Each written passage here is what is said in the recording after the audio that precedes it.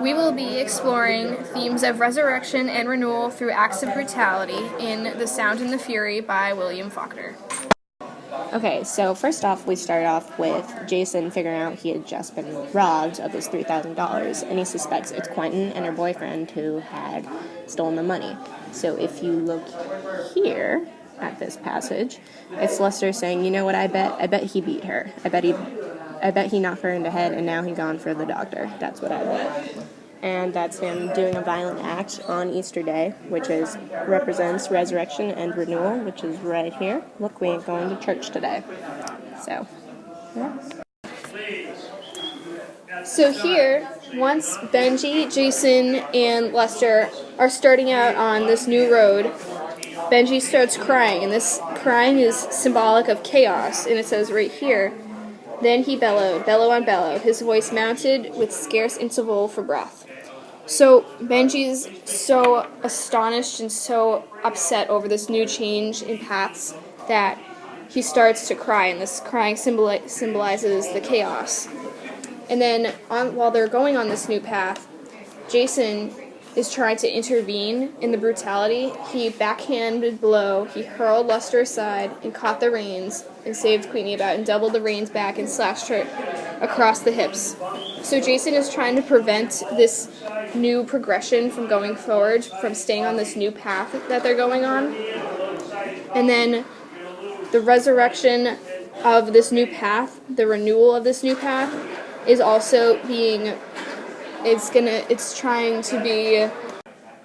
So here, after, "Don't you know any better than to take him to the left?" he said. He reached back and struck Ben, breaking the flower stalk again. "Shut up," he said. "Shut up. I'll kill you." This is another example of Jason's brutality towards the new path that they're trying to expose off. And Jason is trying to prevent this change from taking place. He's showing acts of brutality when Benji is crying from the new path. He's not used to the change that's taking place.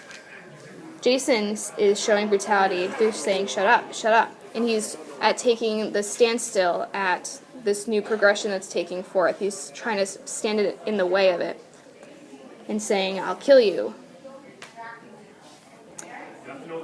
But once they get back on the path that they're normally used to, Benji quiets at once. It says right here, "And at once Ben hushed."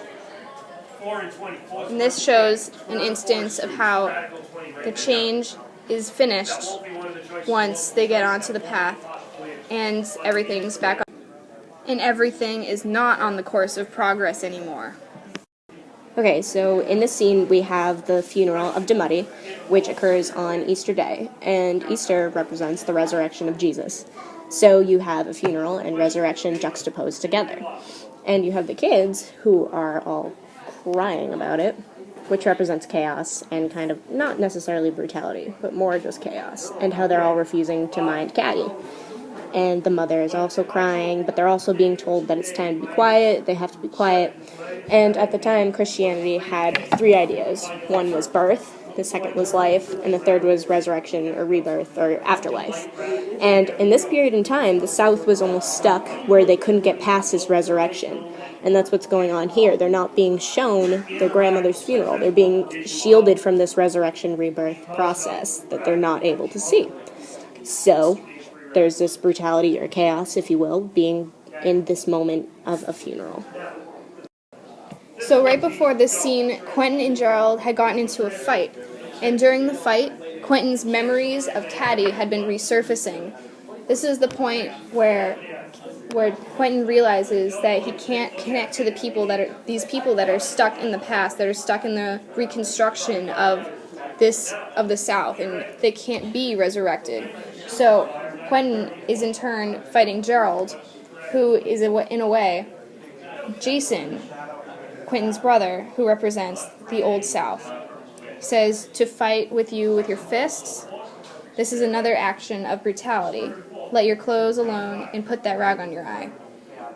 And then she's giving Gerald hell for blooding you up. She'll give you hell for letting him when she sees you. She don't object to the fighting. It's the blood that annoys her. This is all three of these are examples of brutality that are occurring during this time after the fight that Quentin has with Gerald.